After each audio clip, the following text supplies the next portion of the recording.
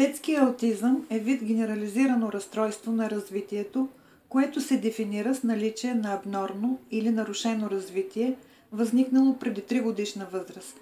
Характерен тип на абнормно функциониране във всички 3 сфери на психопатологията – на социалните взаимоотношения, на комуникацията, на поведението, което е повтарящо се, ограничено и стереотипно. В допълнение към тези специфични диагностични признаци, децата с аутизъм често страдат и от ред други неспецифични проблеми, като фобии, смущения в съня и храненето, краткотрайни изблици на гняв и насочена към себе си агресия. Атипичният аутизъм е вид генерализирано разстройство на развитието, което се различава от детския аутизъм или по възрастта на поява на първите симптоми след 3-годишна възраст, или поради това, че не са удовлетворени всичките 3 набора диагностични критерии – социални взаимоотношения, комуникация и поведение, което е повтарящо се, ограничено и стереотипно. Атипичният аутизъм възниква най-често при деца с тежко умствено изоставане и при деца с тежко специфично разстройство в развитието на рецептивната реч. Синдромът на Рет е състояние, наблюдавано засега само у момичета, при което явно нормалното ранно развитие обикновено бива последвано от частична или пълна загуба на речта и уменията за придвижване и използване на ръцете, заедно с забавяне растежа на главата. Началото обикновено е във възрастта между 7 и 24 месец. Характерни са загуба на целенасочените движения на ръцете, поява на стереотипни движения с извиване на ръцете и хипервентилация. Развитието на играта и социалните умения бива задържано, но съществува тенденция за запазване на социалните интереси. Във възрастта около 4 години започва да се развива атаксия и апраксия на тялото, които често биват последвани от хориоатетозни движения. Почти неизменно се стига до тежка умствена изостаналост. Това е вид генерализирано разстройство на развитието, което се определя от наличието на период на явно нормално развитие на отключването на разстройството. След това в продължение на няколко месеца се наблюдава ясно очертан период на загуба на овладени от преди умения, обхващащи няколко области на развитието. Обикновено това се придружава от обща загуба на интерес към околната среда, от стереотипни повтарящи се двигателни маниеризми и от нарушени социални взаимоотношения и комуникация. Това е разстройство с неопределена нозологична валидност, която се характеризира със същите качествени нарушения на социалните взаимоотношения, които са присъщи за аутизма, заедно с ограничен стереотипен повтарящ се комплекс от интерес и дейности. Различава се от аутизма предимно по липсата на общо закъснение или изоставане в езика или в когнитивното развитие. Това разстройство често се съчетава с тромавост, налице е силно изразена тенденция абнормностите да персистират в юношеството и в зряла възраст. В ранна зряла възраст може да се появят психотични епизоди. Клиничната картина на аутизма може да бъде обобщена чрез характеристиките на абнормалното функциониране в 3 области. Социални интеракции, понижен или липсващ социален интерес, липса на желание за контакт с другите, предпочитание да остане насаме, липса на игрова дейност с другите, липса на контакт очи в очи, липса на емоционална реакция при среща с познати и други. Комуникация. Не може да поддържа диалог. Тежки нарушения в говора. Ехолотична реч. Пълна липса на въображение. Нарушена вербална и невербална комуникация и други. Поведенчески нарушения. Двигателни стереотипи. Липса на спонтанност и инициативност. Липса на реакция при молба от страна на другите. Особени хранителни навици, неадекватни емоционални реакции, понякога агресивно или автоагресивно поведение и други.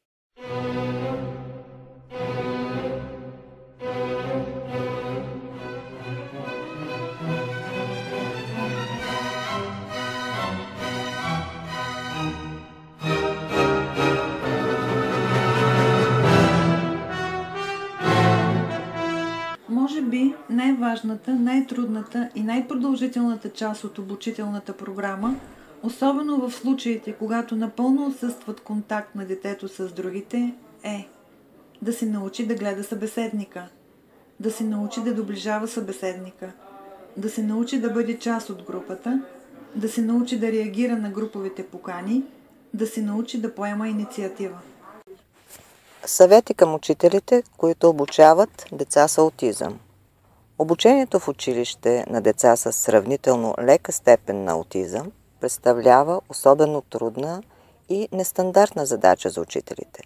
Настоящият материал представлява кратко методическо ръководство за работа с такива ученици. Последователно са изброени основните характеристики на аутизма и са дадени съответните практически съвети, какъв подход да има учителят към всеки един конкретен случай. Децата с аутизъм трудно се организират, независимо от нивото на техния интелект и възраст.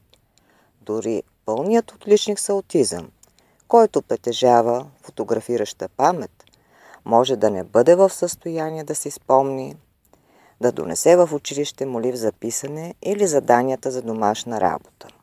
При такива случаи трябва да се дава помощ по възможно най-ограничен начин. Стратегиите за справяне с този проблем могат да включват действия, като да се накара ученика да залепи на корицата на тетрадката си рисунка на молив, да се води списък от домашните задания. Много по-възможно е той да не може да се справи с организационните си задачи без специални тренировки. Опитайте се да го приучите към подреденост, като използвате малки обособени стъпки. Децата с аутизъм имат проблеми с абстрактното и концептуалното мислене. Някои от тях, по всяка вероятност, достигат известна степен на абстрактно мислене.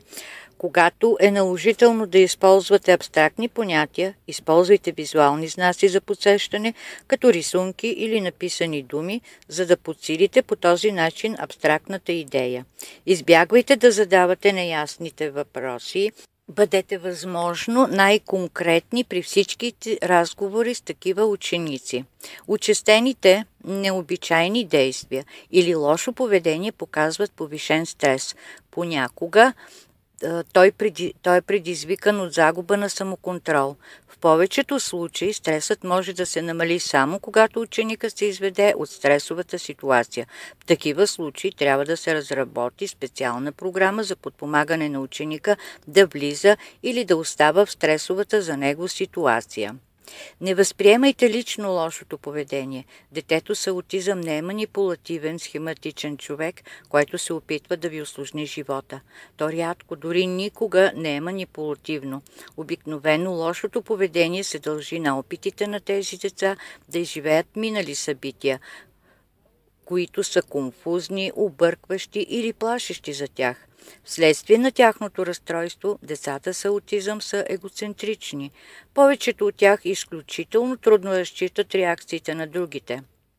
Използвайте и обяснявайте речта буквално. Докато не узнаете възможностите на детето, избягвайте идиоми, двусмислици, сарказъм, умалителни имена, псевдоними. Запомнете, че тези деца не могат да използват различни изражения на лицето или други знаци на общуване. Повечето аутисти трудно разбират изражението на лицето или езика на тялото. Ако усетите, че ученикът не е усвоил урока, разделете го на по-малки порции или го представете по друг начин, например образно, устно. Избягвайте да го претоварвате с вербална информация. Бъдете ясни. Използвайте къси изречения, когато усетите, че ученикът не ви разбира добре. Въпреки че той вероятно е чул задачата и е внимавал, може би не е разбрал вашата основна идея или не може да извлече важната информация. Подгответе предварително ученика, когато ще се правят промени в обстановката или дневния режим, като събрания, идване на нов учител или изменения в учебната програма. За да го подготвите за промяната, използвайте написано или нарисувано разписание. Учителят може да се опита да ръководи поведението на аутистичният ученик, но ако този подход се използва неправилно, детето може да започне да има поведение на робот, да промени поведението си само за кратко време или да реагира с някаква форма на агресия. Използвайте подходящи за възрастта положителни поведенчески процедури. Изключително съществено е постоянно, координирано действие от всички около ученика. Знайте, че нормалните за нас нива на слухово и зрително възприятие могат да се възприемат от аутистичния ученик като твърде високи или твърде ниски. Например, тихото бръмчение на луминесцентното осветление може да е изключително смущаващо за някои аутисти. Ако вашият аутистичен ученик говори непрекъснато на една и съща тема, спори постоянно с едни и същи изрази или задава едни и същи въпроси, вие чувствате необходимост да го прекъснете. Това може да доведе до безкрайни молби от страна на детето. Тези прояви могат да се спрат, като се продължи разговорът чрез логично издържани аргументи. Предметът, за който говори детето, не винаги е предметът, който го безпокои.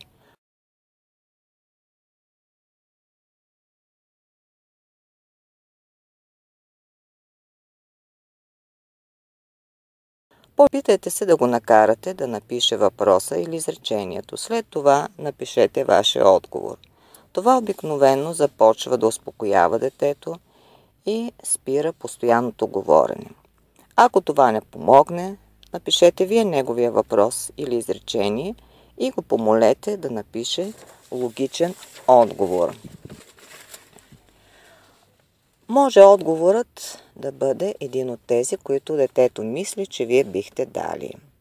Това разсейва нарастването на непрекъснатото говорене и може да помогне на детето да изрази по по-приемлив начин безпокойството или смущението си. Още една възможност е да си размените ролите и вие да задавате непрекъснато въпроси и да карате детето да ви отговаря по начин, по който то мисли, че вие бихте отговорили. Тъй като тези деца имат различен вид затруднения при общуването, не разчитайте на тях да предават на родителите си важни съобщения за събития вкъщи, домашни задания, училищни правила. Освен ако не го правите с експериментална цел и не проследявате изпълнението или ако вече не сте сигурни, че детето е усвоило това умение. Не помага дори и да пратите по него бележка за родителите. Ученикът може да забрави да я предаде или да я загуби по пътя. Докато се усвои такова умение, най-добре да използвате телефон честото и правилно насочено общуване между учители и родителите или настойниците в такива случаи е изключително важно. Ако класът иска да играе на игри, които се участва по двойки или става избиране на партньори, помолете някой по-отзивчив, отговорен ученик да избере за партньор аутистичния си съученик, преди да е започнал изборът на партньори между останалите ученици. Обикновено при такива игри аутистичното дете остава само. Това е много лошо, защото детето би могло да напредне много, когато има партньор. Когато оценявате уменията или знанията, не правете прибързани заключения. Например, аутистичният ученик може да е математическа фурия по алгебра, но да не може да пресметне колко ресто трябва да получи в магазина. Или може да има невероятна памет за книги, които е чел, за чужди езици, които е чел, или за спортни статистики, но все още да не може да си спомни да си донесе в училище молива.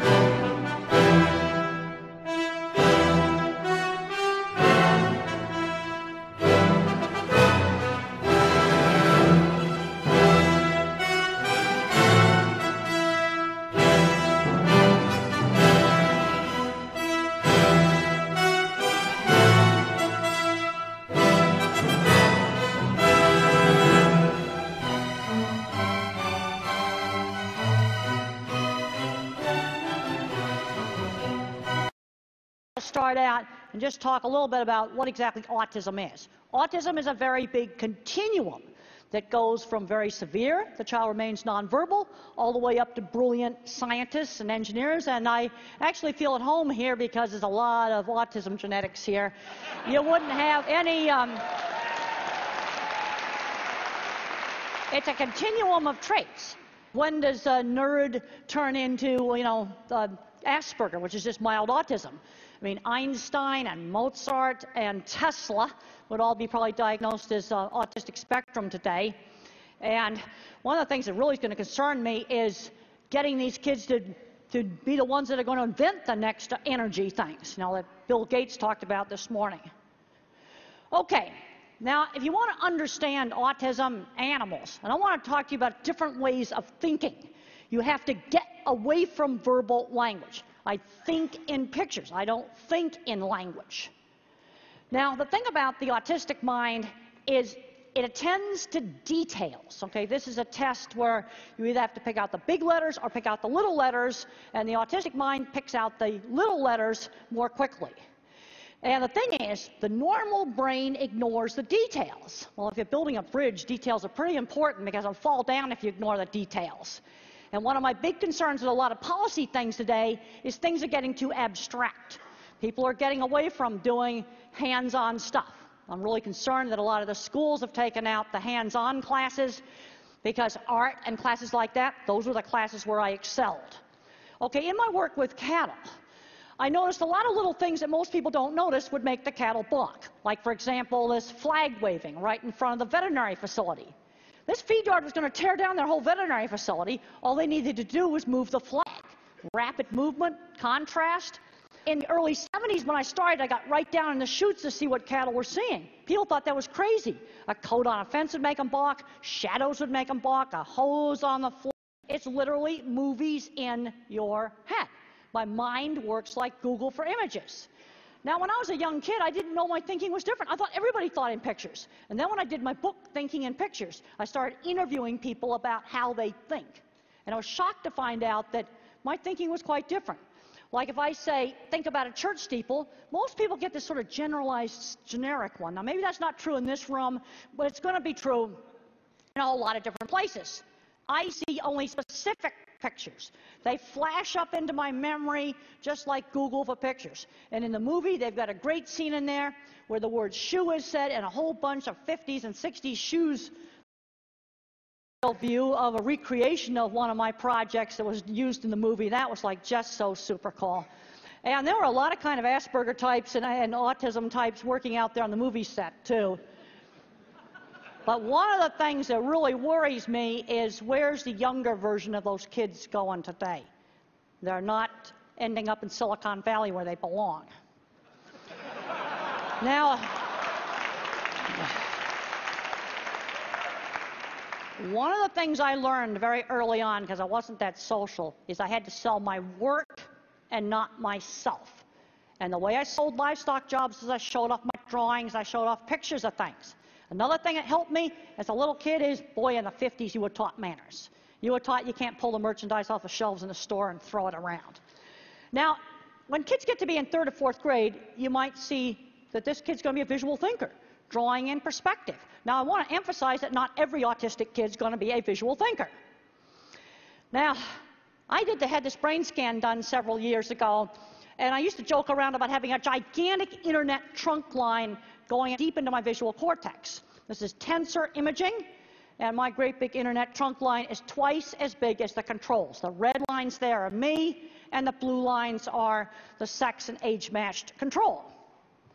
And there I got a gigantic one, and the control over there, the blue one, has got a really small one. And some of the research now is showing that people on the spectrum actually think with primary visual cortex. Now, the thing is, the visual thinker is just one kind of mind. You see, the autistic mind tends to be a specialist mind. Good at one thing, bad at something else. And where I was bad was algebra. And I was never allowed to take geometry or trig. Gigantic mistake. I'm finding a lot of kids that need to skip algebra, go right to geometry and trig. Now, another kind of mind is the pattern thinker. More abstract. These are your engineers, your computer programmers. Now, this is pattern thinking. That praying mantis is made from a single sheet of paper. No scotch tape, no cuts, and there in the background is the pattern for folding it. Here are the types of thinking. Photorealistic visual thinkers like me. Pattern thinkers, music and math minds. Some of these oftentimes have problems with reading. You also will see these kind of problems with kids that are dyslexic. You'll see these different kinds of minds. And then there's a verbal mind. They know every fact about everything. Now, another thing is the sensory issues. I was really concerned about having to wear this gadget on my face. And I came in half an hour beforehand so I could have it put on and kind of get used to it. And they got it bent so it's not hitting my chin. But sensory is an issue. Some kids are bothered by fluorescent lights. Others have problems with sound sensitivity. You know, it's going to be variable. The world is going to need all of the different kinds of minds to work together. We've got to work on developing all these different kinds of minds. And one of the things that's driving me really crazy as I travel around and I do autism meetings is I'm seeing a lot of smart, geeky, nerdy kids. And they just aren't very social. And nobody's working on developing their interest in something like science. And this brings up the whole thing of my science teacher. My science teacher is shown absolutely beautifully in the movie. I was a goofball student when I was in high school. I just didn't care at all about studying until I had Mr. Carlock's science class. He was now Dr. Carlock in the movie. And he got me challenged to figure out an optical illusion room. This brings up the whole thing of you got to show kids interesting stuff. You know, one of the things that I think maybe TED ought to do is tell all the schools about all the great lectures that are on TED. And there's all kinds of great stuff on the internet to get these kids turned on. Because I'm seeing a lot of these geeky, nerdy kids, and the teachers out in the Midwest and other parts of the country, when you get away from these tech areas, they don't know what to do with these kids. And they're not going down the right path. The thing is, you can make a mind to be more of a thinking and cognitive mind, or a mind can be wired to be more social. And what some of the research now has shown in autism is there may be extra wiring back here in the really brilliant mind, and we lose a few social circuits here. It's kind of a trade-off between thinking and social. And then you can get into the point where it's so severe, you're going to have a person that's going to be nonverbal. In the normal human mind, language covers up the visual thinking we share with animals. This is the work of Dr. Bruce Miller, and he studied Alzheimer's patients that had frontal temporal lobe dementia. And the dementia ate out the language parts of the brain, and then this artwork came out of somebody that used to install stereos in cars. Now, Van Gogh doesn't know anything about physics, but I think it's very interesting that there was some work done to show that this eddy pattern in this painting followed a statistical model of turbulence. This brings up the whole interesting idea of maybe some of this mathematical patterns is in our own head. And the Wolfram stuff, I was taking notes and I was writing down all the search words I could use, because I think that's going to go on in my autism lectures. We've got to shut out the auto shop class and the drafting class and the art class. I mean, art was my best subject in school. We've got to think about all these different kinds of minds, and we've got to absolutely work with these kind of minds, because we absolutely are going to need these kind of people in the future. And let's talk about jobs. Okay, my science teacher got me studying because I was a goofball that didn't want to study. But you know what? I was getting work experience. I'm seeing too many of these smart kids that haven't learned basic things like how to be on time. I was taught that when I was 8 years old. You know, how to have table manners at Granny's Sunday party. I was taught that when I was very, very young. And when I was 13, I had a job at a dressmaker's shop selling clothes. I did internships in college. I was building things, and I also had to learn how to do assignments. You know, all I wanted to do was draw pictures of horses when I was little. Mother said, well, let's do a picture of something else. They've got to learn how to do something else. Let's say the kid's fixated on Legos. Let's get them working on building different things. The thing about the autistic mind is it tends to be fixated. Like if the kid loves race cars, let's use race cars for math. Let's figure out how long it takes a race car to go a certain distance. In other words, use that fixation in order to motivate that kid. It's one of the things we need to do. And really get fed up when the teachers, especially when you get away from this part of the country, they don't know what to do with these smart kids. It just drives me crazy. What can visual thinkers do when they grow up? They can do graphic design, all kinds of stuff with computers, photography, industrial design. The pattern thinkers, they're the ones that are going to be your mathematicians, your software engineers, your computer programmers, all of those kinds of jobs. And then you've got the word minds. They make great journalists. And they also make really, really good stage actors. Because the thing about being autistic is I had to learn social skills like being in a play. You just have to learn it. And we need to be working with these students. And this brings up mentors. You know, my science teacher was not an accredited teacher. He was a NASA space scientist. Now, some states now are getting it to where if you have a degree in biology or a degree in chemistry, you can come into the school and teach, biology or chemistry. We need to be doing that. Because what I'm observing is the good teachers for a lot of these kids are out in the community colleges. But we need to be getting some of these good teachers into the high schools. Another thing that can be very, very, very successful is there's a lot of people who may have retired from, working in the software industry. And they can teach a kid. And it doesn't matter if what they teach them is old. Because what you're doing is you're lighting the spark. You're getting that kid turned on. And you get them turned on, then you'll learn all the new stuff. Mentors are just as... Thank you so much for that. You once wrote, I like this quote, "If by some magic autism had been eradicated from the face of the earth, then men would still be socializing in front of a wood fire at the entrance to a cave." Because who do you think made the first stone spear? It was the Asperger guy, and if you were to get rid of all the autism genetics, there'd be no more Silicon Valley, and the energy crisis would not be solved. But if there's someone here who has an autistic child or knows an autistic child and feels kind of cut off from them, what advice would you give them? Well, first of all, we got to look at age. If you have a 2, 3, or 4-year-old, no speech, no social interaction, I can't emphasize enough, don't wait. You need at least 20 hours a week of one-to-one teaching. The thing is, autism comes in different degrees. There's going to be about half the people on the spectrum that are not going to learn to talk, and they're not going to be working in Silicon Valley. That would not be a reasonable thing for them to do. But then you got these smart, geeky kids, the touch of autism, and that's where you've got to get them turned on with doing interesting things. I got social interaction through shared interests. I rode horses with other kids. I made model rockets with other kids. Did electronics lab, with other kids. And in the 60s, it was gluing mirrors onto a rubber membrane on speaker to make a light show. That was like, we consider that super cool. Is it unrealistic for them to hope or think that that child loves them, as some might most wish? Well, let me tell you, that child will be loyal, and if your house is burning down, they're going to get you out of it. Wow. So most people, if you ask them what are they most passionate about, they'd say things like, my kids, or my lover, or... What are you most passionate about? I'm passionate about that the things I do are going to make the world a better place. When I have a mother of an autistic child say, my kid went to college because of your book or something, or one of your lectures.